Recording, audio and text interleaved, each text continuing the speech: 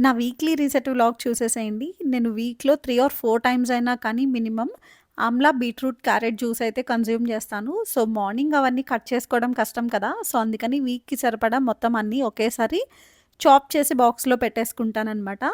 Juice చేసుకునే టైంకి orange కానీ, వాటర్‌మెలన్ కానీ ఏదుంటే అది యాడ్ చేసుకుంటాను. ఈ జ్యూస్ మనం డైలీ కన్జ్యూమ్ చేయటం వలన మనకి స్కిన్, హెయిర్ ప్రాబ్లమ్స్ అన్నీ కూడా చాలా సాల్వ్ అవుతాయి. నేను యాక్చువల్‌గా డైలీ బేసిస్ తీసుకునేదాన్ని. బట్ ఈ మధ్యనే తగ్గిచ్చేసాను. 3-4 టైమ్సే తీసుకుంటున్నాను.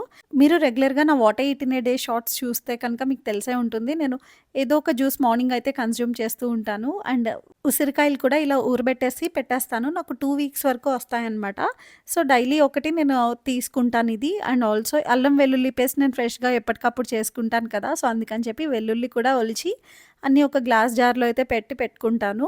వీటితో పాటు ఆమ్లా కూడా కట్ చేసి బాక్స్‌లో అయితే పెట్టాను. బట్ అది వీడియో క్లిప్ మిస్ అయింది. సో, అన్నీ ఇలా ముందే ప్రెప్ చేసి పెట్టుకోవటం వల్ల నాకు చాలా టైం అయితే కన్జ్యూమ్ అవుతోంది.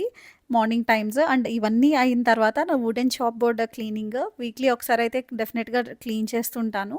ఇది ఎలా క్లీన్ చేయాలి అనేది నేను ఒకసారి వీడియో కూడా పోస్ట్ చేశాను. రిలేటెడ్ వీడియోలో ఇస్తాను. చెక్‌ఔట్ చేయండి. అండ్ ఛానెల్‌ని సబ్స్క్రైబ్ చేయటం మాత్రం మర్చిపోకండి.